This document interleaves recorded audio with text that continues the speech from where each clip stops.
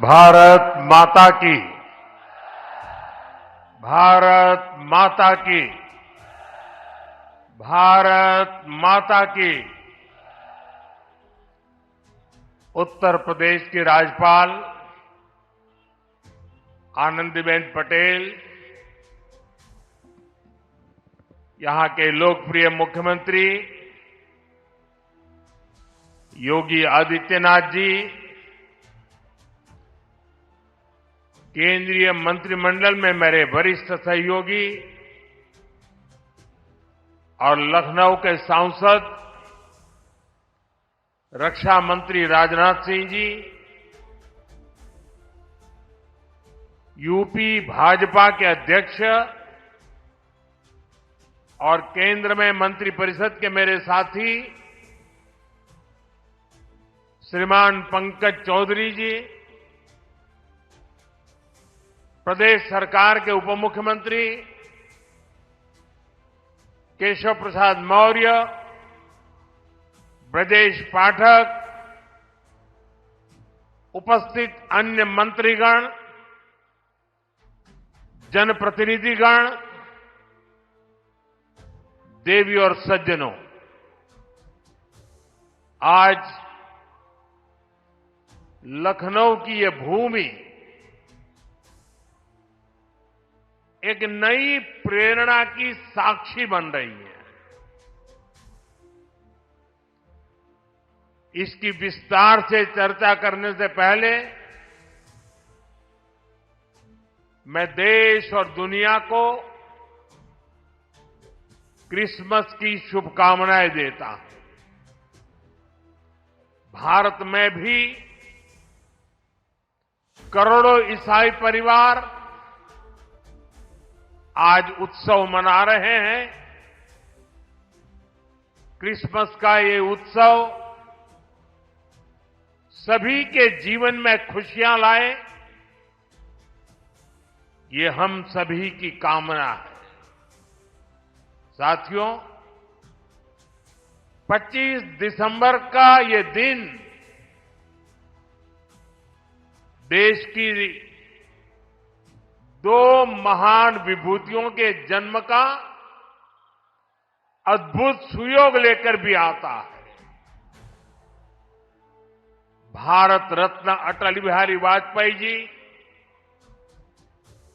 भारत रत्न महामना मदन मोहन मालवीय जी, इन दोनों महापुरुषों ने भारत की अस्मिता, एकता और गौरव की रक्षा की और राष्ट्र निर्माण में अपनी अमिट छाप छोड़ी। साथियों, आज 25 दिसंबर को ही महाराजा बिजली पासी जी की भी जन्म जयंती है। लखनऊ का प्रसिद्ध बिजली पासी किला यहां से अधिक दूर नहीं है। महाराजा बिजली पासी ने वीरता, सुशासन और समावेश की जो विरासत छोड़ी, उसको हमारे पासी समाज ने गौरव के साथ आगे बढ़ाया है।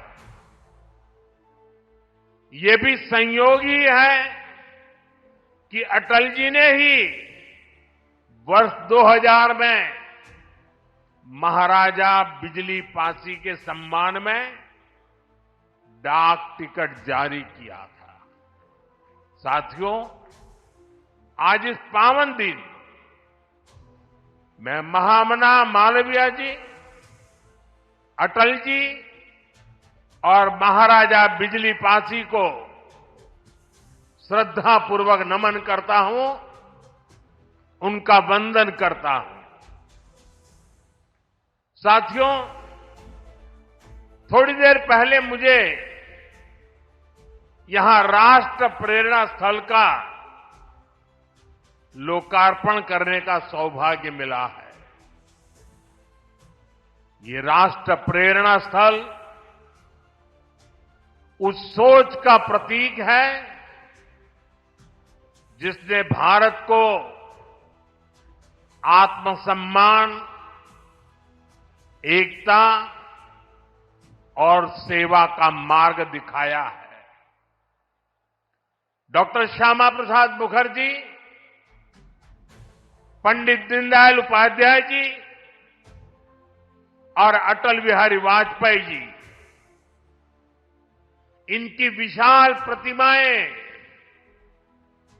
जितनी ऊंची है, इनसे मिलने वाली प्रेरणाएं उससे भी अधिक बुलंद है। अटल जी ने लिखा था, नीरवता से मुखरित मधुबन, परहित अर्पित अपना तन मन, जीवन को शत शत आहुति में जलना होगा, गलना होगा, कदम मिलाकर चलना होगा। ये राष्ट्र प्रेरणा स्थल हमें संदेश देता है कि हमारा हर कदम, हर पग, हर प्रयास राष्ट्र निर्माण के लिए समर्पित हो। सबका प्रयास ही विकसित भारत के संकल्प को सिद्ध करेगा। मैं लखनऊ को, उत्तर प्रदेश को, पूरे देश को इस आधुनिक प्रेरणा स्थली की बधाई देता हूं। और जैसा अभी बताया गया और वीडियो में भी दिखाया गया कि जिस जमीन पर यह प्रेरणा स्थल बना है, उसकी 30 एकड़ से ज्यादा जमीन पर कई दशकों से कूड़े कचरे का पहाड़ जमा हुआ था। पिछले 3 वर्ष में इसे पूरी तरह खत्म किया गया है। इस प्रोजेक्ट से जुड़े सभी श्रमिकों, कारीगरों, योजनाकारों, योगी जी की और उनकी पूरी टीम को भी मैं बहुत बहुत बधाई देता हूं। साथियों, डॉक्टर श्यामा प्रसाद मुखर्जी ने देश को दिशा देने में निर्णायक भूमिका निभाई है। ये डॉक्टर मुखर्जी ही थे जिन्होंने भारत में 2 विधान, 2 निशान और 2 प्रधान के विधान को खारिज कर दिया था। आजादी के बाद भी जम्मू कश्मीर में ये व्यवस्था भारत की अखंडता के लिए बहुत बड़ी चुनौती थी। भाजपा को गर्व है कि हमारी सरकार को आर्टिकल 370 की दीवार गिराने का अवसर मिला। आज भारत का संविधान जम्मू कश्मीर में भी पूरी तरह लागू है। साथियों, स्वतंत्र भारत के पहले उद्योग मंत्री के रूप में डॉक्टर मुखर्जी ने भारत में आर्थिक आत्मनिर्भरता की नींव रखी थी। उन्होंने देश को पहली औद्योगिक नीति दी थी, यानी भारत में औद्योगिकरण की बुनियाद रखी थी। आज आत्मनिर्भरता के उसी मंत्र को हम नई बुलंदी दे रहे हैं। मेड इन इंडिया सामान आज दुनिया भर में पहुंच रहा है। यहां यूपी में ही देखिए, एक तरफ एक जनपद एक उत्पाद का इतना बड़ा अभियान चल रहा है। छोटे छोटे उद्योगों, छोटी छोटी इकाइयों का सामर्थ्य बढ़ रहा है।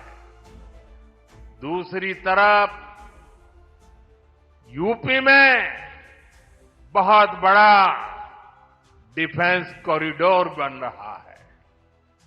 ऑपरेशन सिंदूर में दुनिया ने जिस ब्रह्मोस मिसाइल का जलवा देखा, वो अब लखनऊ में बन रही है।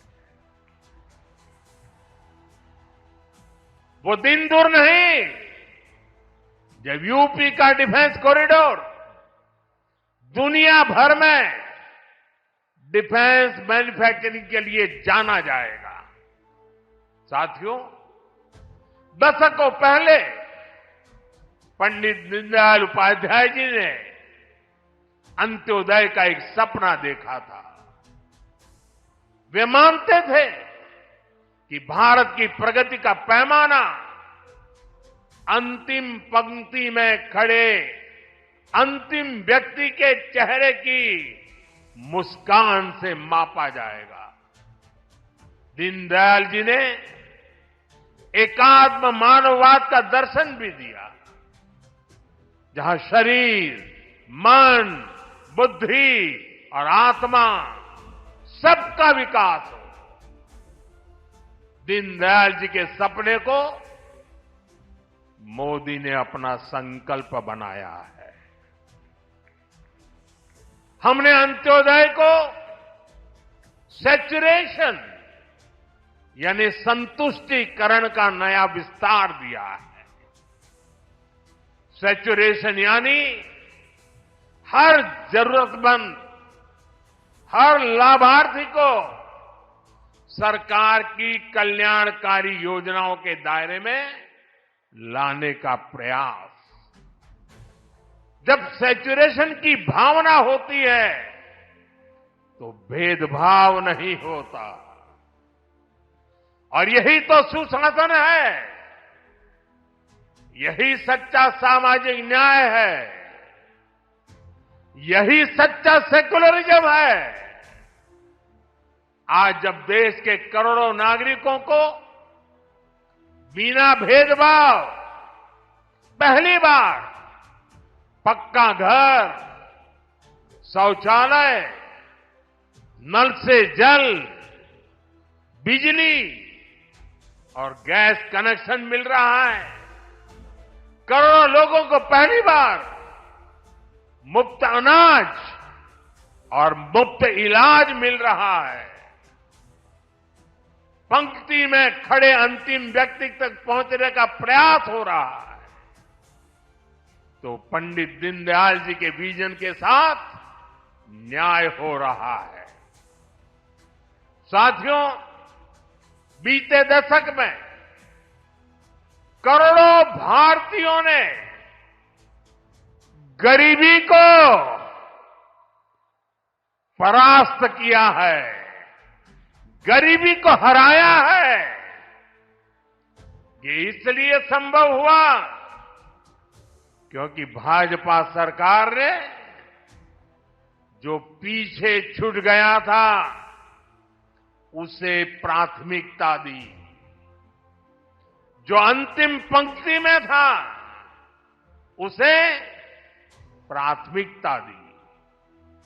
साथियों, 2014 से पहले करीब 25 करोड़ देशवासी ऐसे थे जो सरकार की सामाजिक सुरक्षा योजनाओं के दायरे में थे। 25 करोड़। आज करीब 95 करोड़ भारतवासी इस सुरक्षा कवच के दायरे में है। उत्तर प्रदेश में भी बड़ी संख्या में लोगों को इसका लाभ मिला है। मैं आपको एक और उदाहरण देता हूं। जैसे बैंक खाते सिर्फ कुछ ही लोगों के होते थे, वैसे ही बीमा भी कुछ ही संपन्न लोगों तक सीमित था। हमारी सरकार ने अंतिम व्यक्ति तक बीमा सुरक्षा पहुंचाने का बीड़ा उठाया। इसके लिए प्रधानमंत्री जीवन ज्योति बीमा योजना बनाई। इससे मामूली प्रीमियम पर 2 लाख रुपए का बीमा सुनिश्चित हुआ। आज इस स्कीम से 25 करोड़ से ज्यादा गरीब जुड़े हैं। इसी तरह दुर्घटना बीमा के लिए प्रधानमंत्री सुरक्षा बीमा योजना चल रही है। इससे भी करीब 55 करोड़ गरीब जुड़े हैं। ये वो गरीब देशवासी हैं जो पहले बीमा के बारे में सोच भी नहीं पाते। साथियों, आपको जानकर के हैरानी होगी, इन योजनाओं से करीब करीब 25,000 करोड़ रुपए का क्लेम इन छोटे छोटे परिवार के छोटे छोटे जिंदगी के गुजारे करने वाले मेरे सामान्य गरीब परिवारों तक 25,000 करोड़ रुपया का लाभ पहुंचा है। यानी संकट के समय ये पैसा गरीब परिवारों के काम आया है। साथियों, आज अटल जी की जयंती का ये दिन सुशासन के उत्सव का भी दिन है। लंबे समय तक देश में गरीबी हटाओ जैसे नारों को ही गवर्नेंस मान लिया गया था, लेकिन अटल जी ने सही मायने में सुशासन को जमीन पर उतारा। आज डिजिटल पहचान की इतनी चर्चा होती है, इसकी नींव बनाने का काम अटल जी की सरकार ने ही किया था। उस समय जिस विशेष कार्ड के लिए काम शुरू हुआ था, जो आज आधार के रूप में विश्वविख्यात हो चुका है, भारत में टेलीकॉम क्रांति को गति देने का श्रेय भी अटल जी को ही जाता है। उनकी सरकार ने जो टेलीकॉम नीति बनाई, उससे घर घर तक फोन और इंटरनेट पहुंचना आसान हुआ और आज भारत दुनिया में सबसे अधिक मोबाइल और इंटरनेट यूजर वाले देशों में से एक है। साथियों, आज अटल जी जहां होंगे, इस बात से प्रसन्न होंगे कि बीते 11 वर्षों में भारत दुनिया का दूसरा बड़ा मोबाइल फोन निर्माता बन गया है। और जिस यूपी से वे सांसद रहे, वो यूपी आज भारत का नंबर 1 मोबाइल मैन्युफैक्चरिंग राज्य बना है। साथियों, कनेक्टिविटी को लेकर अटल जी के विजन ने 21वीं सदी के भारत को शुरुआती मजबूती दी। अटल जी की सरकार के समय ही गांव गांव तक सड़कें पहुंचाने का अभियान शुरू किया गया। उसी समय स्वर्णिम चतुर्भुज यानी हाईवे के विस्तार पर काम शुरू हुआ था।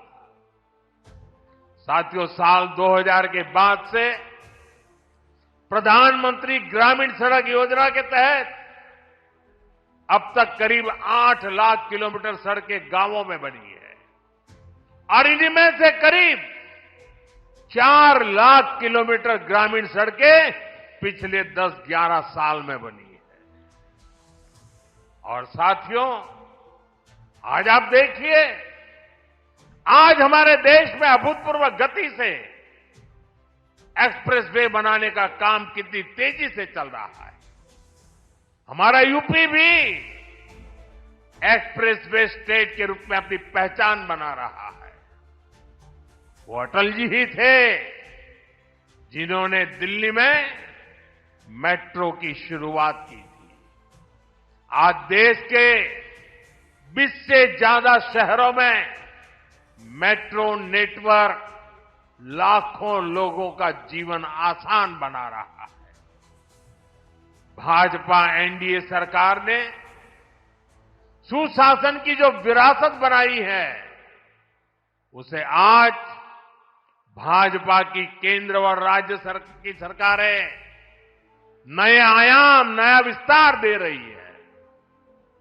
साथियों, डॉक्टर मुखर्जी, पंडित दीनदयाल जी, अटल जी, इन 3 महापुरुषों की प्रेरणा, उनके विजनरी कार्य, ये विशाल प्रतिभाएं विकसित भारत का बहुत बड़ा आधार है। आज इनकी प्रतिभाएं हमें नई ऊर्जा से भर रही है। लेकिन हमें यह नहीं भूलना है कि आजादी के बाद भारत में हुए हर अच्छे काम को कैसे एक ही परिवार से जोड़ने की प्रवृत्ति पनपी। किताबें हो, सरकारी योजनाएं हो, सरकारी संस्थान हो, गली, सड़क, चौराहे हो, एक ही परिवार का गौरवगान, एक ही परिवार के नाम, उनकी ही मूर्तियां, यही सब चला। भाजपा ने देश को एक परिवार की बंधक बनी इस पुरानी प्रवृत्ति से भी बाहर निकाला है। हमारी सरकार मां भारती की सेवा करने वाली हर अमर संतान, हर किसी के योगदान को सम्मान दे रही है। मैं कुछ उदाहरण आपको देता हूं। आज नेताजी सुभाष चंद्र बोस की प्रतिमा दिल्ली के कर्तव्य पथ पर है। अंडमान में जिस द्वीप पर नेताजी ने तिरंगा फहराया, आज उसका नाम नेताजी के नाम पर है। साथियों, कोई नहीं भूल सकता कि कैसे बाबा साहब आंबेडकर की विरासत को मिटाने का प्रयास हुआ। दिल्ली में कांग्रेस के शाही परिवार ने यह पाप किया और यहां यूपी में सपा वालों ने भी यही दुस्साहस किया। लेकिन भाजपा ने बाबा साहब की विरासत को मिटने नहीं दिया। आज दिल्ली से लेकर लंदन तक बाबा साहब आंबेडकर के पंचतीर्थ उनकी विरासत का जयघोष कर रहे हैं। साथियों, सरदार वल्लभ भाई पटेल ने सैकड़ों रियासतों में बटे हमारे देश को एक किया था। लेकिन आजादी के बाद उनके काम और उनके कद दोनों को छोटा करने का प्रयास किया गया। ये भाजपा है जिसने सरदार साहब को वो मान सम्मान दिया जिसके वो हकदार थे। भाजपा ने ही सरदार पटेल की विश्व की सबसे ऊंची प्रतिमा बनाई। एकता नगर के रूप में एक प्रेरणा स्थली का निर्माण किया। अब हर साल वहां 31 अक्टूबर को देश राष्ट्रीय एकता दिवस का मुख्य आयोजन करता है। साथियों, हमारे यहां दशकों तक आदिवासियों के योगदान को भी उचित स्थान नहीं दिया गया। हमारी सरकार ने ही भगवान बिरसा मुंडा का भव्य स्मारक बनाया। अभी कुछ सप्ताह पहले ही छत्तीसगढ़ में शहीद वीर नारायण सिंह आदिवासी म्यूजियम का लोकार्पण हुआ है। साथियों, देश भर में ऐसे अनेक उदाहरण हैं। यही उत्तर प्रदेश में ही देखें तो महाराजा सुहेलदेव का स्मारक तब बना जब भाजपा सरकार बनी। यहां निषाद राज और प्रभु श्री राम की मिलन स्थली को अब जाकर के मान सम्मान मिला। राजा महेंद्र प्रताप सिंह से लेकर चौरी चौरा के शहीदों तक मां भारती के सपूतों के योगदान को भाजपा सरकार ने ही पूरी श्रद्धा और विनम्रता से याद किया। साथियों, परिवारवाद की राजनीति की एक विशिष्ट पहचान होती है। यह असुरक्षा से भरी हुई होती है। इसलिए परिवारवादियों के लिए दूसरों की लकीर छोटी करना मजबूरी हो जाता है, ताकि उनके परिवार का कद बड़ा दिखे और उनकी दुकान चलती रहे। इसी सोच ने भारत में राजनीतिक छुआछूत का चलन शुरू किया। आप सोचिए, आजाद भारत में अनेक प्रधानमंत्री हुए, लेकिन राजधानी दिल्ली में जो म्यूजियम था उसमें अनेक पूर्व प्रधानमंत्रियों को नजरअंदाज किया गया। इस स्थिति को भी भाजपा ने, एनडीए ने ही बदला है। आज आप दिल्ली जाते हैं तो भव्य प्रधानमंत्री संग्रहालय आपका स्वागत करता है। वहां आजाद भारत के हर प्रधानमंत्री, चाहे कार्यकाल कितना भी छोटा रहा हो, सबको उचित सम्मान और स्थान दिया गया है।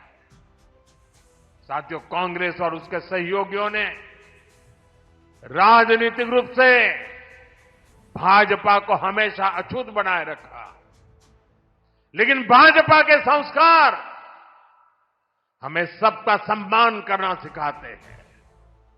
बीते 11 वर्षों में भाजपा सरकार के दौरान, एनडीए सरकार के दौरान नरसिम्हा राव जी और प्रणव बाबू को भारत रत्न दिया गया है। ये हमारी सरकार है जिसने मुलायम सिंह यादव जी और तरुण गोगोई जी जैसे अनेक नेताओं को राष्ट्रीय पुरस्कारों से सम्मानित किया है। कांग्रेस से, यहां समाजवादी पार्टी से कोई भी ऐसी उम्मीद तक नहीं कर सकता। इन लोगों के राज में तो भाजपा के नेताओं को सिर्फ अपमान ही मिलता था। साथियों, भाजपा की डबल इंजन सरकार का बहुत अधिक फायदा उत्तर प्रदेश को हो रहा है। उत्तर प्रदेश 21वीं सदी के भारत में अपनी एक अलग पहचान बना रहा है और मेरा सौभाग्य है कि मैं यूपी से सांसद हूं। आज मैं बहुत गर्व से कह सकता हूं कि उत्तर प्रदेश के मेहनतकश लोग एक नया भविष्य लिख रहे हैं। कभी यूपी की चर्चा खराब कानून व्यवस्था को लेकर होती थी, आज यूपी की चर्चा विकास के लिए होती है। आज यूपी देश के पर्यटन मानचित्र पर तेजी से उभर रहा है। अयोध्या में भव्य राम मंदिर, काशी विश्वनाथ धाम, ये दुनिया में यूपी की नई पहचान के प्रतीक बन रहे हैं और राष्ट्र प्रेरणा स्थल जैसे आधुनिक निर्माण उत्तर प्रदेश की नई छवि को और अधिक रोशन बनाते हैं। साथियों, हमारा उत्तर प्रदेश सुशासन, समृद्धि, सच्चे सामाजिक न्याय के मॉडल के रूप में और बुलंदी हासिल करे, इसी कामना के साथ आप सभी को फिर से राष्ट्र प्रेरणा स्थल की बधाई। मैं कहूंगा डॉक्टर श्यामा प्रसाद मुखर्जी, आप कहेंगे अमर रहे, अमर रहे। मैं कहूं पंडित दीनदयाल उपाध्याय जी, आप कहें अमर रहे, अमर रहे। मैं कहूं अटल बिहारी वाजपेयी जी, आप कहें अमर रहे, अमर रहे। पंडित श्यामा प्रसाद मुखर्जी, श्यामा प्रसाद मुखर्जी, श्यामा प्रसाद मुखर्जी, पंडित दीनदयाल जी, पंडित दीनदयाल जी, पंडित दीनदयाल जी, अटल बिहारी वाजपेयी जी, अटल बिहारी वाजपेयी जी, अटल बिहारी वाजपेयी जी। भारत माता की वंदे वंदे। बहुत बहुत धन्यवाद।